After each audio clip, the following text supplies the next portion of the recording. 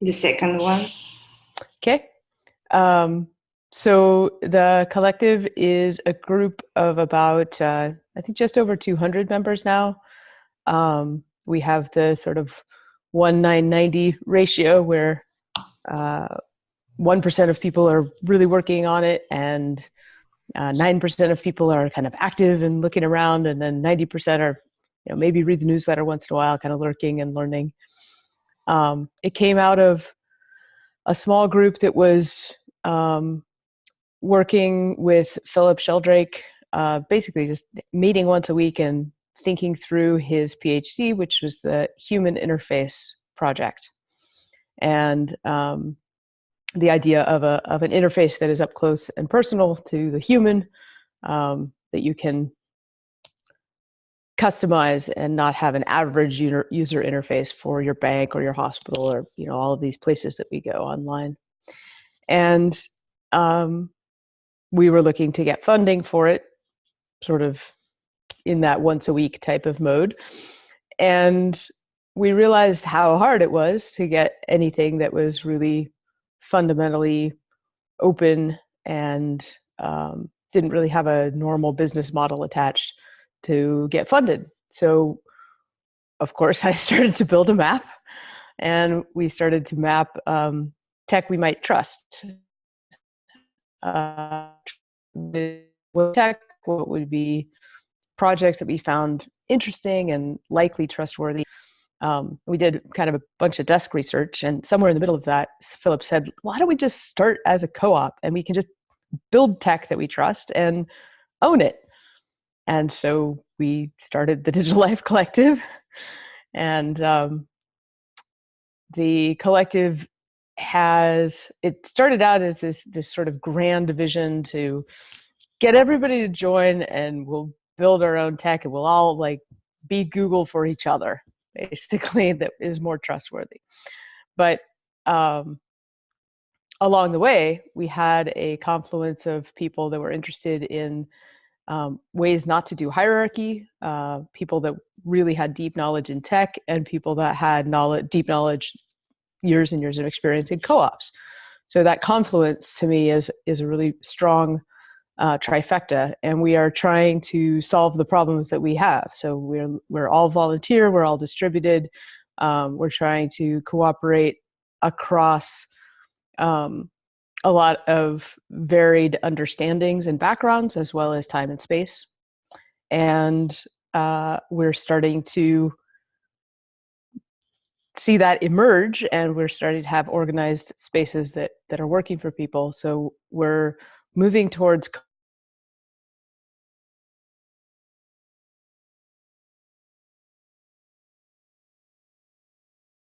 oh, I think I just cut out. Yeah, sorry. Anyway, that's background of the collective. It's an amazing space with a lot of amazing people, and we can just do quick introductions. I'll go in the order that's on my screen. Robert, and then me. Sure. Well, I guess I've sort of been part of the collective since pretty early days, though only recently did I start participating a little more actively. I was recently on the Holochain project, if you've heard of that, sort of in the crypto blockchain sort of world. But prior to that, I was on an open source project called MetaMaps, which is an online real-time collaborative concept mapping tool. And that was my sort of playground for exploring my interest in collective intelligence and semantic technologies, and augmenting conversation through system and network mapping and that sort of thing. And that's sort of what I'm most interested in now in one facet, working with Christina, and then another is the realm of education. So I've sort of started up something I've called the Open Learning Commons as just like an open space for doing peer learning and sort of collaborative learning. I guess I'll stop there. Teodora, and then Eric. Okay, I'm a content writer. This is what I do for a living, and what I do for feeding my curiosity and my soul is looking at textuality, how it changes on the web.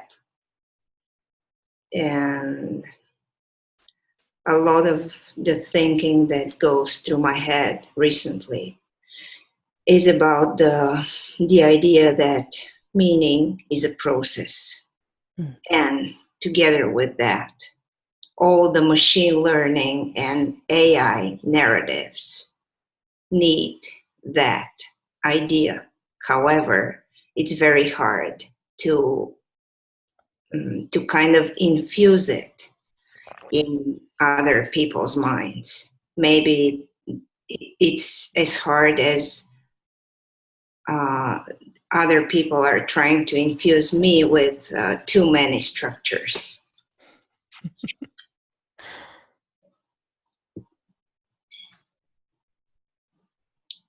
Okay, Eric and then Lauren. yeah, hi.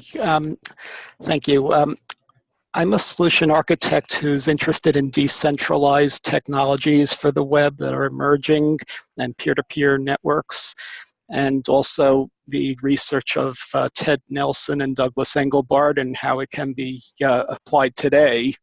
So yeah, I see where Teodora is coming from with the textual content of the web. And, yeah, so thank you.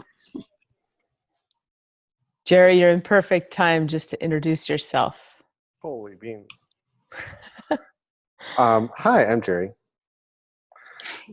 What am I? I'm a mind mapper. I publish my brain online. I've been a consultant for a long time, since the last millennium, and my focus is trust. I just got back from a conference in Boulder for a week last week, where I was on 9 panels in 5 days. The first of which was titled, Is Masculinity Toxic? It was great fun. Here's the conference I was at. There we go. Great. Sorry to be late. My name is Lauren Nino. I'm in West Palm Beach. I'm usually living in Europe, but I'm just alighting here for the moment. I just finished my master's this year, and before that, for several years, I was just taking care of my kids, and now I guess I'm a professional cat herder. And I'm not quite sure why I'm at these meetings, because I'm the only person who's not a mapper, but I just love being here, so I just can't help myself. Cat herders are mappers that just haven't found the tool that works yet. They're just network, it's still network wrangling. They're cat mappers.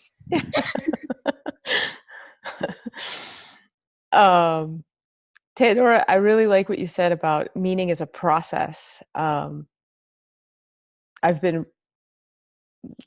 guess one of the fundamental principles of how I look at the world is this: we're in the middle of the from nouns to verbs. And I think of it, from Descartes to Darwin, from mechanism to ecological thinking. And I'm afraid that we're really just at the beginning of this, probably 300 to 500 year revolution in thinking, although the networked nature of the world has changed the rate of change so much that who knows, it might happen quickly. But one of the things that you said on your homepage on your site intrigued me, that if we are textual beings in the web, what does that mean for introverts or extroverts or people who don't have a textual practice?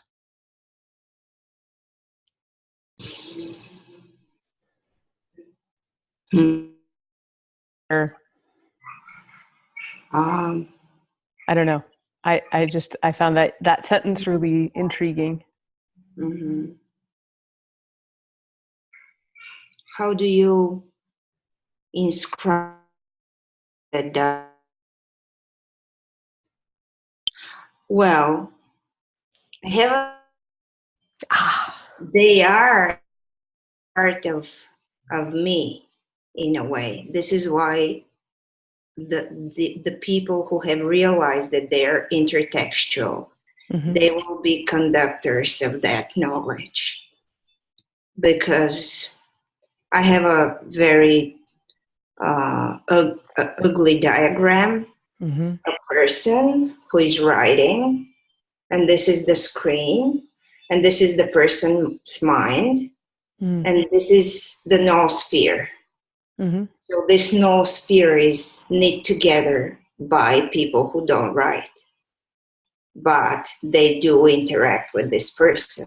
Then the person interacts with the screen. Then you have another noosphere somehow mapped, and then everything again. So the ecosystem will take care, let's say. Yeah, I was thinking of it almost like, because I have a lot of friends who don't publish a lot but are deep thinkers, and they'll point me in directions, and it's almost like they're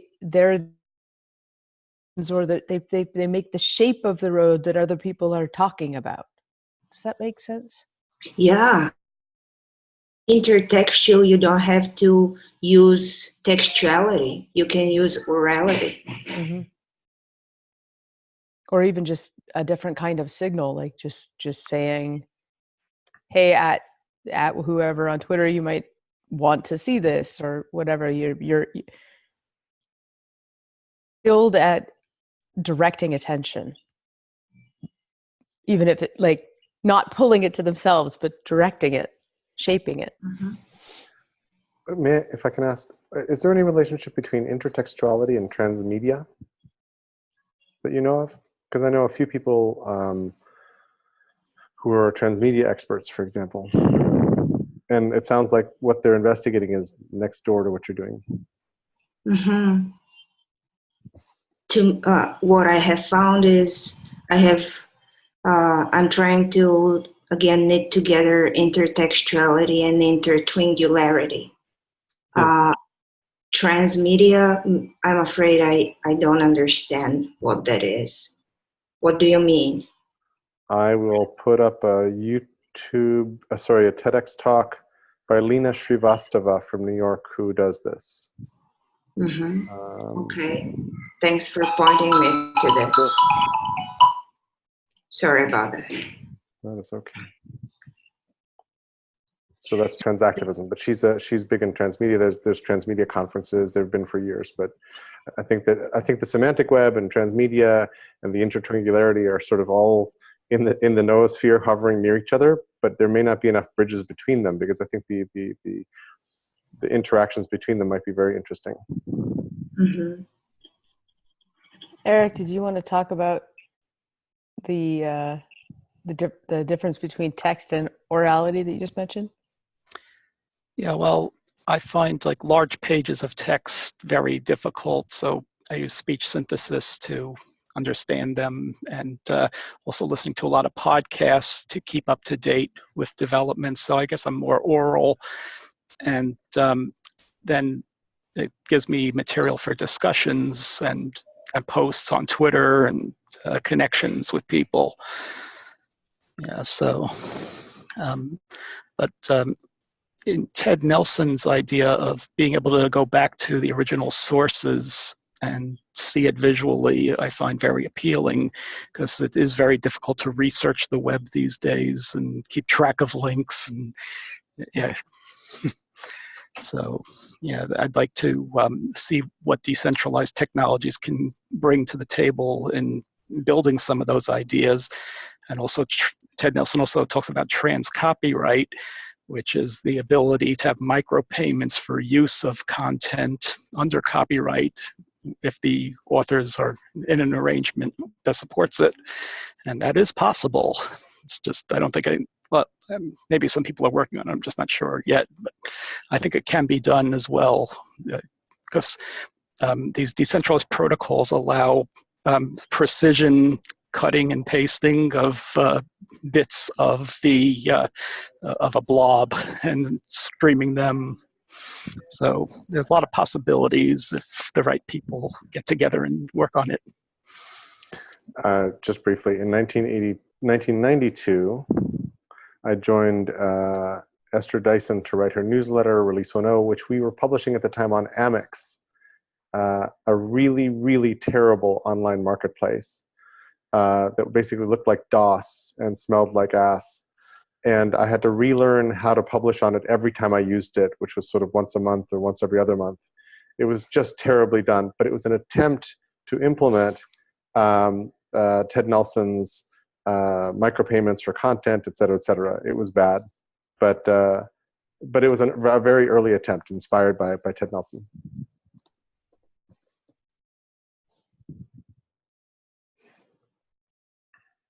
And if you don't mind, I've got my brain set to Amex, but also I was looking at the intertwingularity, which is over here, and everything is deeply intertwingled, which is a Ted Nelson quote. He's under eccentric tech geniuses.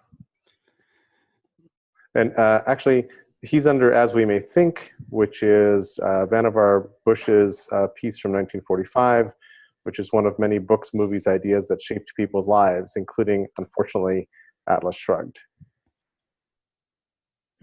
So. Actually, I was going to ask when I heard the intertwinkled, I was like, isn't that one of Ted Nelson's sort of coined terms? I wasn't sure. When I was seeing you map, it made me realize that recently I discovered that you can have multiple screen shares going at once on a Zoom call. So that might be an interesting way for us to take one step closer to having multiple maps. That would break my brain. I would love to do that. How do you do that? Well, this is Philip's room. I don't think it's turned on. I can try clicking it, but I did a co-learning session with Connor the other day, and it was on, and there was two people sharing, and he was like, oh, there's two screen shares, and I guess you can have separate screens and put them wherever you want. So yeah, it's something we can play with. Yeah. Now we just have to learn to actually have the ability to split our attention. We'll just do quantum cloning of our internal noospheres.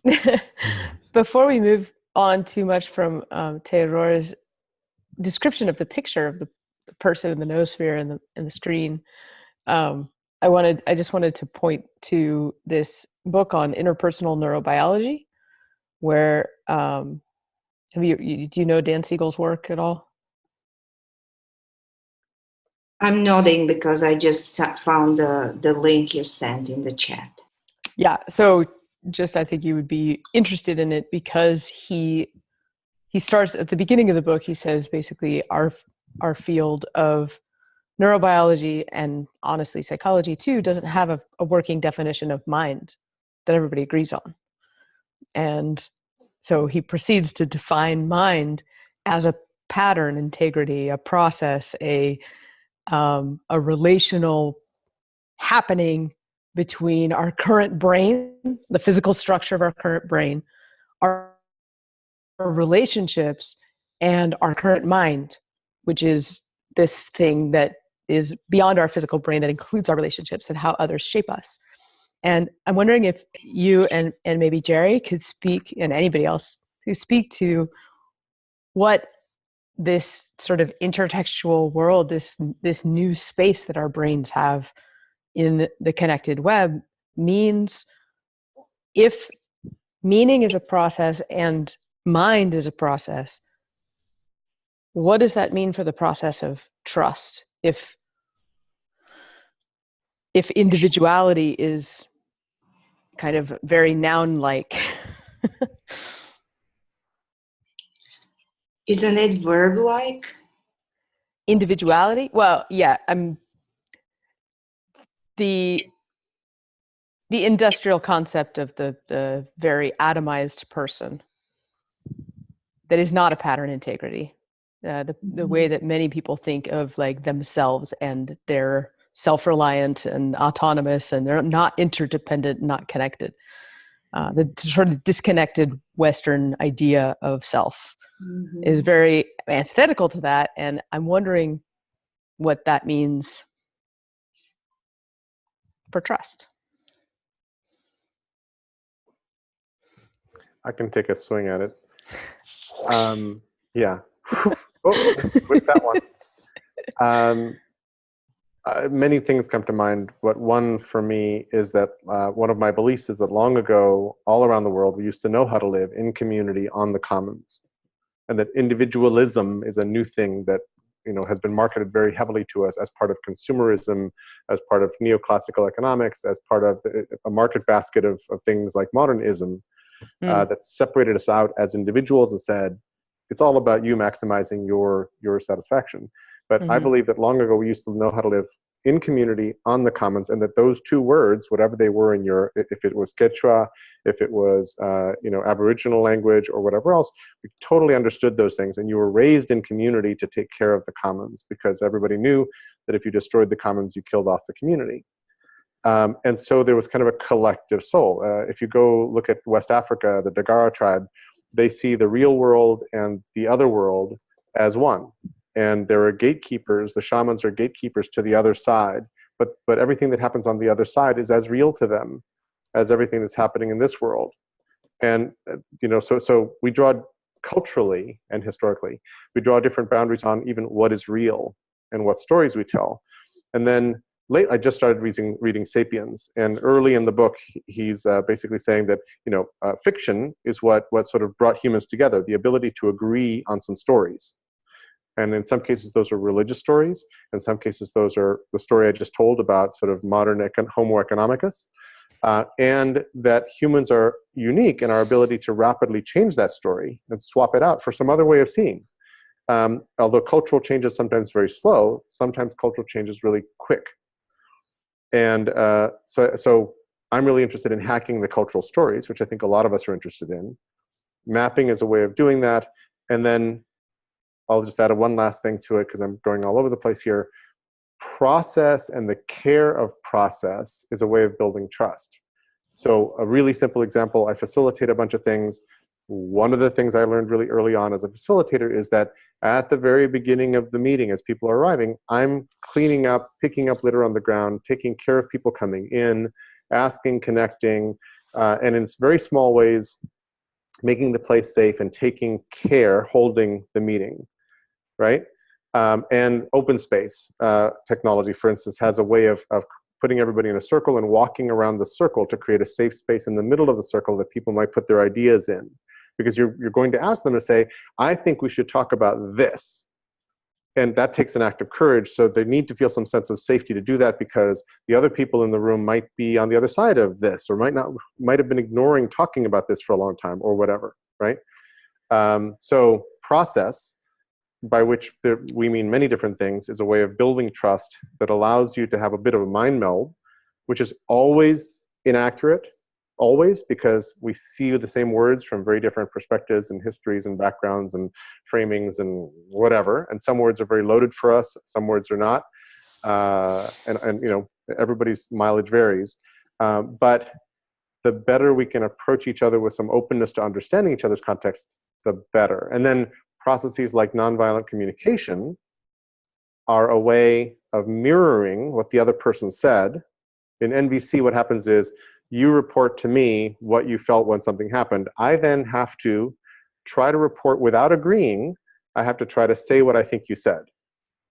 That's really interesting, because I have to even if I hate what you said, I have to put my head in your head for a moment and myself in your shoes for a moment and report it back.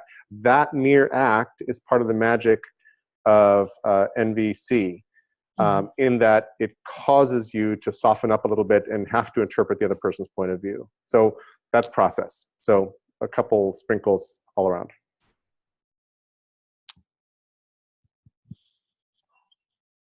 May I add something? Please. It's crazy, but I'll start with this because I wanted to hear Jerry first, and then because the map of your intertextual brain is astounding. I wanted to ask you something, but I'll ask in a message maybe. What does it feel to? I'll ask now. What does? Do you have that? Maybe it's related to what I want to talk about: trust in yourself and the trust in the process and the universe, the bigger picture. What does it feel to be scared about losing that map? Sorry, I'm just putting your question in here. About losing the map. So on the one hand, this is a proprietary piece of software that I did not create. I'm kind of I'm beholden to this little company in Los Angeles called The Brain. I've been an advisor for 15 years. They've never followed my advice. So I'm their lead user. I have the world's largest published brain. But you've even invested in curating your notes and thoughts and paths of understanding into this. So 21 years I've been using their software since a month before they launched to the public. The map I just showed you is the same map that I started 21 years ago. So I've only ever had one brain file. So everything worth remembering over the last 21 years is in that one mind map. Wow. And it's backed up because I synchronize to their server. They have backups. I occasionally do a brain zip, which basically stores my data someplace. In principle, it's exportable as XMLs and JSON. In fact, that reminds me, I have to talk to my friend who volunteered to do the export and see if he's gotten any place.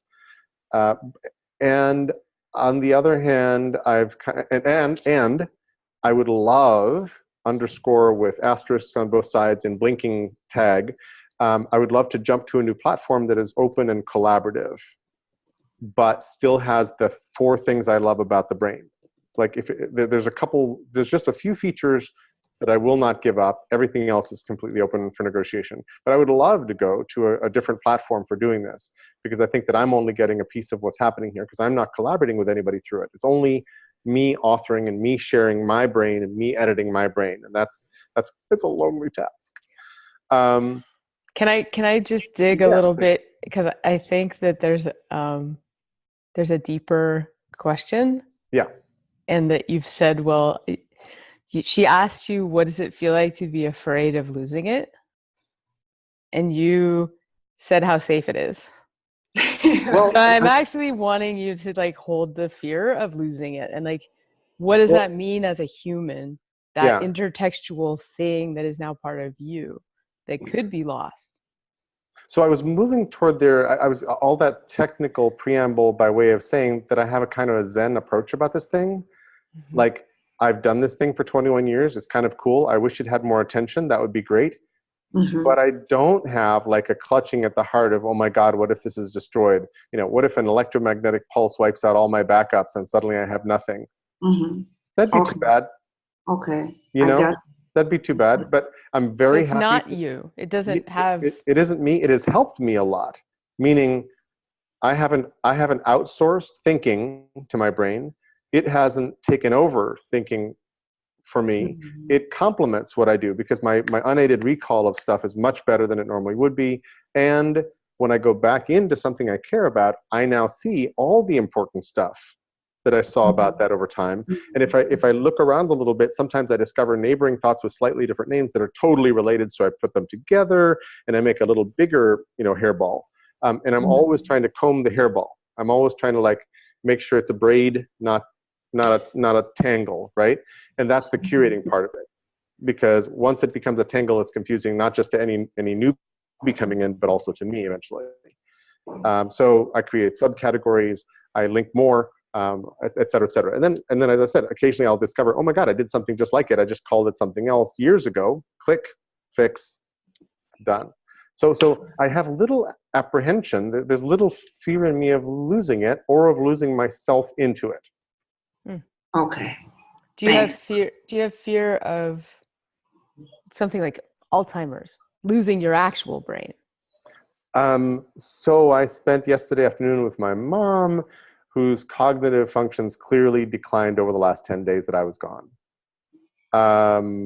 And so I was sort of quizzing her. I was like, okay, so who did the New Deal? We were talking about, AOC and the Green New Deal. So like, what was the New Deal? And she's like, I know this. And we spent a half hour with me trying to sort of say things and then go back to the same thing I had just said. And I'm like, holy crap, things are getting worse. So I am worried sort of at some point about that. My wife likes to joke that she's not worried about me getting Alzheimer's because I have my brain already outboard, which we both know, is kind of silly because it's not my personality, it's not me. Yeah. So yeah, I'm afraid of mortality and aging, maybe in the sense that anybody else is. And I feel like I do have a little legacy. And this morning, my wife and I were talking about our wills, which we're redoing and trying to upgrade. The only thing I have of value is my brain. And thinking through what to do about my brain in the event of my passing is a big deal for me. Because at least I'd like to have it published openly. At best, I'd love to have a community pick up and start using it. I had an Inside Jerry's Brain call about this. I'll post the recording in our chat. I'll go look for it as soon as I'm done saying this. And one of the interesting things that came up was, well, if I'm interested in any kind of continuity, what I need to do is sort of teach other people how to do it so that they might pick up and go forward from there. So there needs to be a community of people braining with me who understand what I'm doing and how I'm doing it, if I want there to be any kind of activity on it afterward.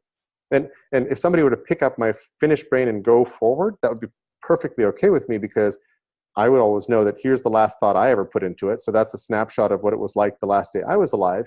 Everything else just derives from there. So let me find that talk. Yeah. I really appreciate how much trust you show in us by answering the questions so thoroughly. Thank you. I just want to add something about the mind. You started with the idea that the mind is, we don't know what the mind is. And the crazy thing I wanted to throw here is that I watched yesterday Terence McKenna. Have you watched him? Are you aware of this person? Okay, he's doing psychedelics and getting into the depths of the mind. And it was very interesting that he was interviewed about extraterrestrial life. And the interviewer was like, well, this is something unknown. We should start exploring this. And he said that, how can we start exploring this or that, since we don't know what we as minds and as people are. And then the idea of psychedelics brings me to trust and to what ancient people knew, that they can fall and the network will bring them up. And I think we should be able to communicate that better in a mechanistic environment where people think that 1 + 1 is 2. And there's a lot of mushrooms out there. Well, mushrooms as a metaphor of the unknown. So trust is again this, the question of, am I willing to explore the unknown?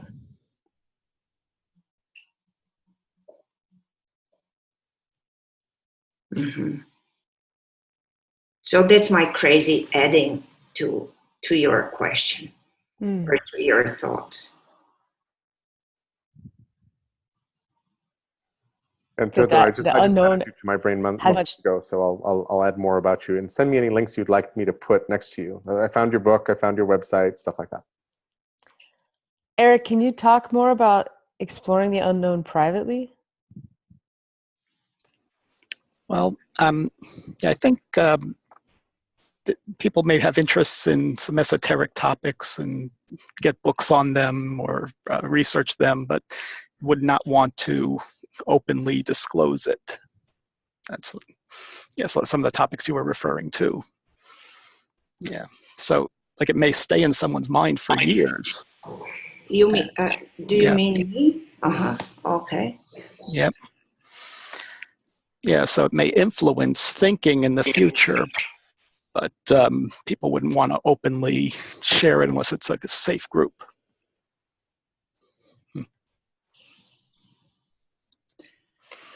So where do you capture that? Is that personal writings or a personal, I mean, you have to consider privacy and security for that kind of knowledge and research. Yes, you're right. But you can infuse that in your, I don't know. There are other portals to this, not necessarily explicit.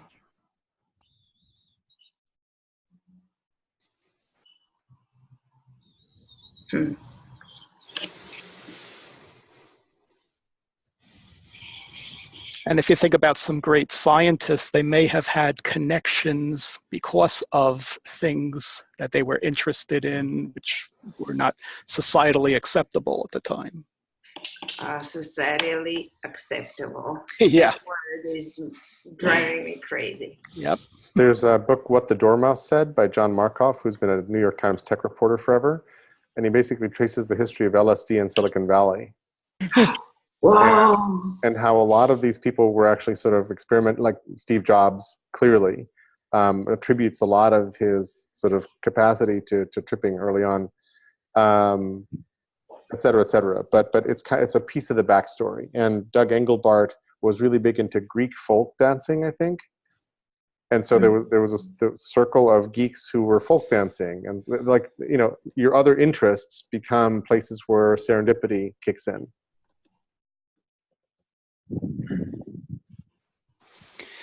Yeah, as you were showing your brain, I was sort of envisioning how something more collaborative would work, and maybe if you had a set of features or a set of filters that you could say, oh, okay, this is the people that are in the room, let me open this up a little wider, and then sort of a few like however many degrees of separation you choose to bring into the map, it can start maybe finding the like name collisions or something of the same nodes, and sort of you can start seeing where, oh, maybe that's a potential conversation to move into because we have this shared interest in, I don't know, psychedelics or something like that.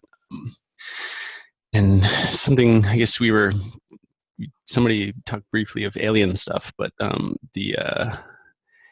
something Teodora said earlier on was sort of almost like text or screens as a bridges in the noosphere. And I guess I was curious how that would overlap with something like semiotics, where our signs are sort of the bridges between our sort of subjective world and the potential of, I guess, the reality or multiple realities maybe, and how that would overlap with, like, if we were in contact with aliens, would they be sort of mediated through this set of signs or semiotics in the same way? Or maybe if we have a deep understanding of that, if that would be our means of, I guess, communication. There's also a whole thread of people claiming that text is a temporary hack, and that we're entering a post-textual civilization where we will communicate through videos, augmented reality, signs, I don't know what.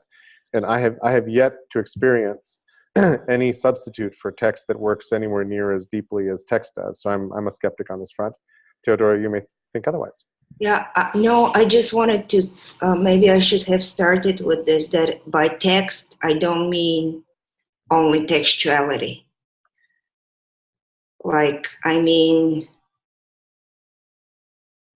something woven, something that you have, again, I mean a process. It could be of any science. It's not only the alphabet. Mm-hmm.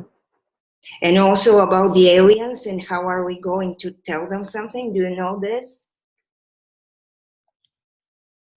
Let me unshare my screen so we can see better what you're showing. Do you have this in your brain? Oh, sure, the Voyager. Yeah, Robert, do you know this?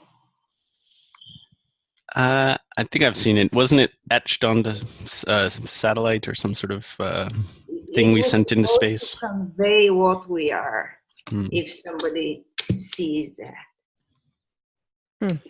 Uh-huh.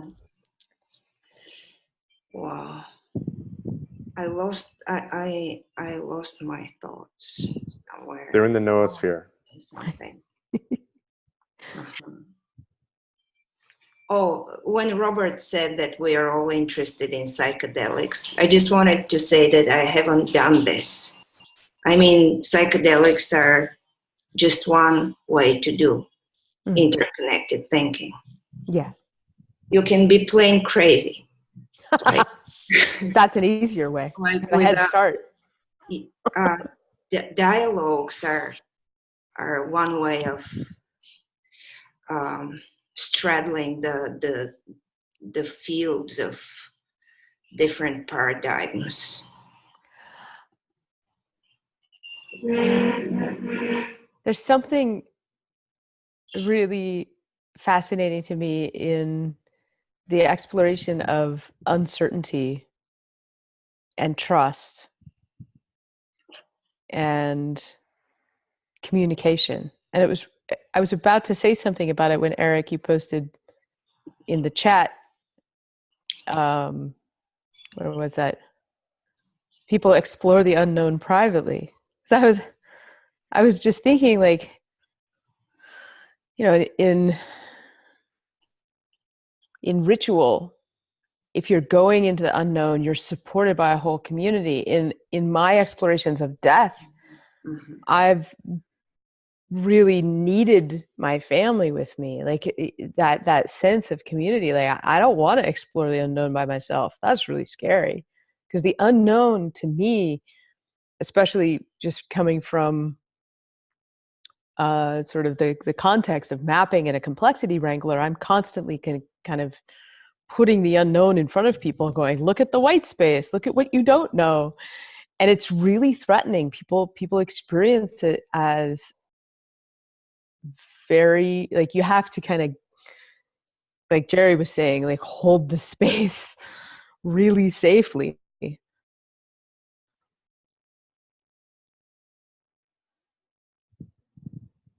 And I see what you mean about, like, feeling safe to explore something. Maybe it's a difference between exploration and confronting. Like, if you're going to actually be confronting the unknown in some sort of ritualistic way, or in coming up against the death of a loved one or something like that. I don't know.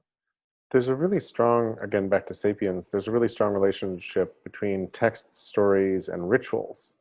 Mm-hmm. And the rituals that we design and then repeat over and over and over to assure people of where they are, in particular, religious rituals that are describing miracles or completely illogical things, mm-hmm. but where the ritual and the repetition of the ritual create comfort because it's just what we've done for X number of years. Yeah.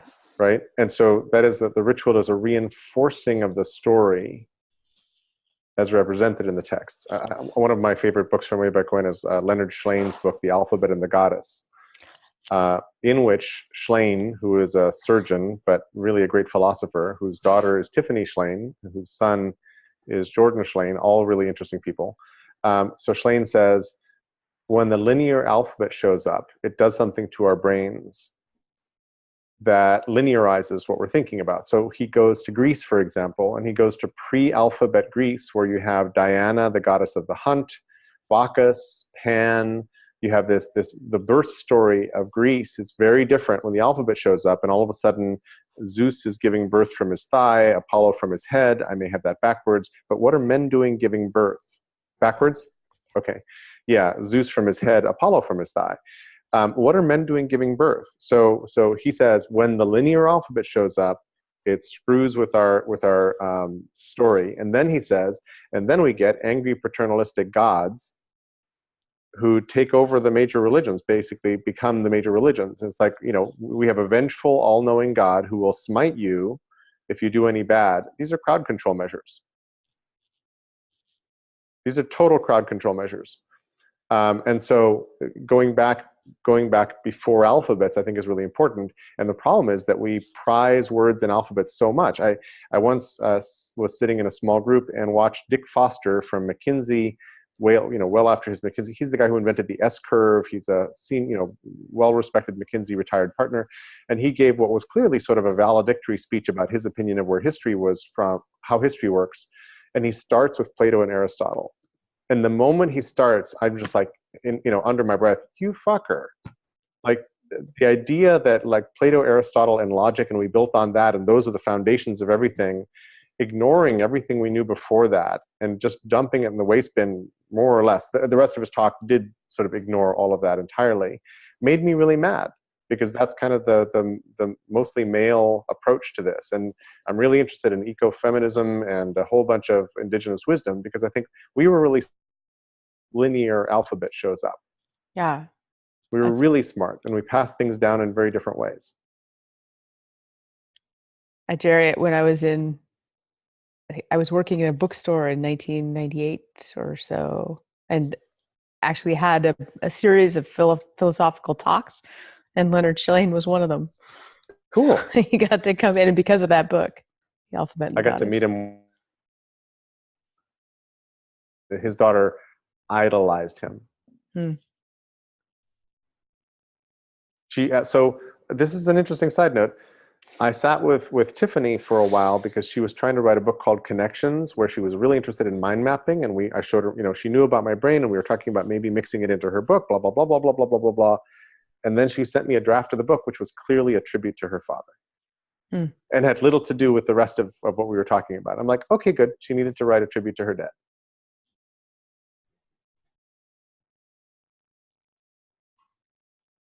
Actually, less book, more documentary film.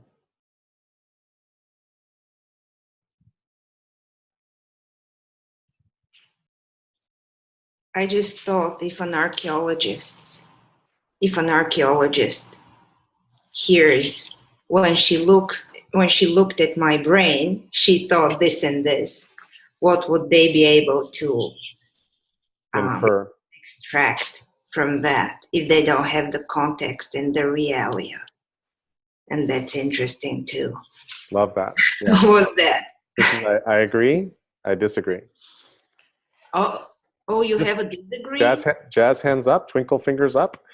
I agree with what's being said, so as not to interrupt, but so that you get an idea of it. And then you see the seeds of discontent. This is yeah. This is like Cthulhu. Wow. Okay. Yeah. That's great. In fact, at every panel I was on last week in Boulder, and I was on 9 panels, I taught this to the audience. I'm like, before I say anything, nah, nah, and everybody laughs, and then they use it. It's really cute. It's my social hack at events. Ooh, Heraclitus. So where does that leave us, especially with Teodora having 5 minutes left? I don't know. I would love to know. I mean, the collective is sort of building spaces for communities to have conversations in all sorts, public spaces, member spaces, tech-centric spaces, all sorts of topics. You said you're starting your PhD now, or so yes, I would love to know what you would love help with, I guess. How can we support you? Oh, you already supported me. It was a great conversation. Just knowing that you exist is a great thing. And I'm happy to have shown up. I'm really glad you did. I'm sure that Philip will watch this and then hope to schedule another. And of course, you're invited to join the collective. It's $10 a year. We all are then co-op shareholders. And you should then, if you do that, you get a welcome email and pop into our chat. And if you want to, I can help you create spaces for projects where, you can have private channels, which is a few people, or public channels, or whatever, where you can explore topics on that.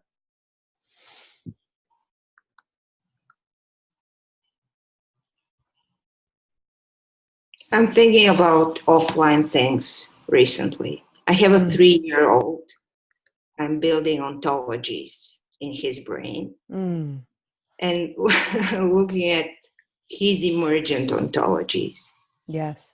And I'm more focused on building spaces offline, like getting what I can from the web and from that immense knowledge, and then spreading this to the people who do not write and do not read the way we are used to, maybe they do write and read. Yeah. I'm very curious as a mother. My son just turned 10 yesterday. Oh. About how when I'm wrangling the world that we're in and privacy and safety challenges and all of that in the online, how do you parent a digital native who will quickly be much more fluent than I am, but may not have the discernment to know like when not to click on that weird looking link? Digital literacy. Yeah. And then making the blue ocean around you. Yeah. And trusting. You didn't need an answer. I'm sorry. It was a comment. Maybe an answer to myself. I won't be that readily answering when I ask that question 5 years later. Are you scared about him? As any parent, I think. We live in a rural area about an hour and a half east of Portland. And he's like just done hunter safety training. He's really outside a lot. He likes his iPad, but mostly he uses it to read books. So, and he's really, really, really into archery and biking right now. So in terms of him, I'm not too scared. In terms of climate and political unrest and, you know, the whole world, that's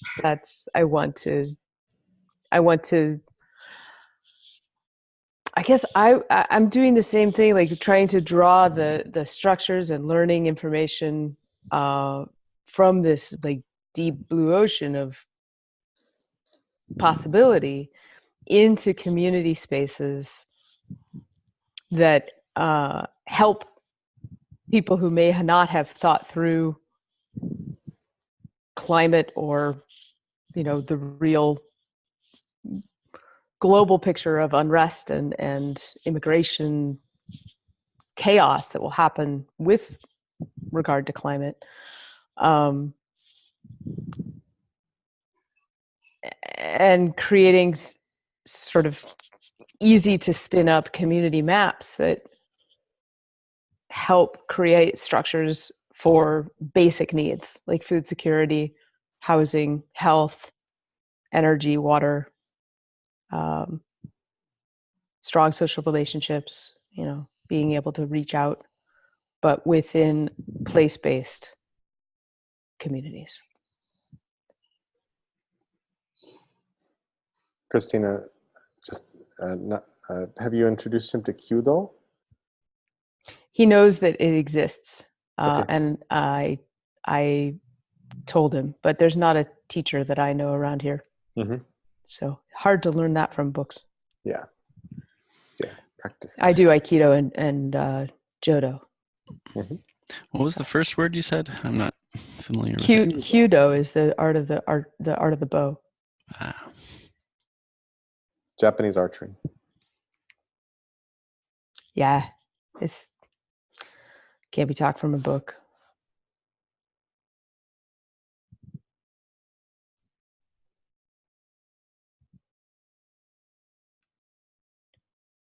But Teodora, if you ever would like to, I don't know, maybe co-author a blog post or something on parenting digital natives, I've really been looking for somebody to riff off on that. I would love to do that, and I'm sure we'll see you around at some point. Thanks for thinking that I'm that strong to author such a blog post. Okay. You know, we all have to wrangle that. Yeah.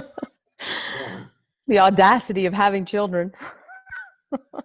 Oh, that's a terrible framing. Like you put yourself in a bad position by saying this. I don't like this. Okay. I'm happy to hear it. I'm being flip. Okay. Very happy to have met you all. Jerry, Robert, Eric, thanks. Thank you. Same here. Thank you. And Thanks for joining us. I'll see you around the web. Yeah. You don't have right now. I'm going with my 3-year-old. We'll be having dinner. Our daddy made a dinner. Excellent.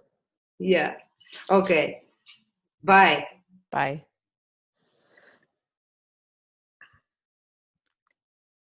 Jerry, there's definitely interest in the design from trust and up keto conversations from a couple different, and I'm wondering if you could put maybe in the headers of channels a little more like how to get involved in that conversation or schedules of when they happen so that it's easier to point people there. That would be great. Cool. Thank you. Will do.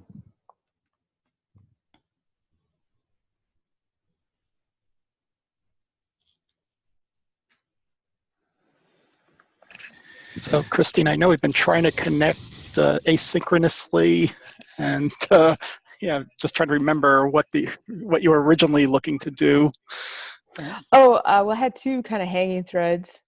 Robert, we can probably just stop the recording for this call. One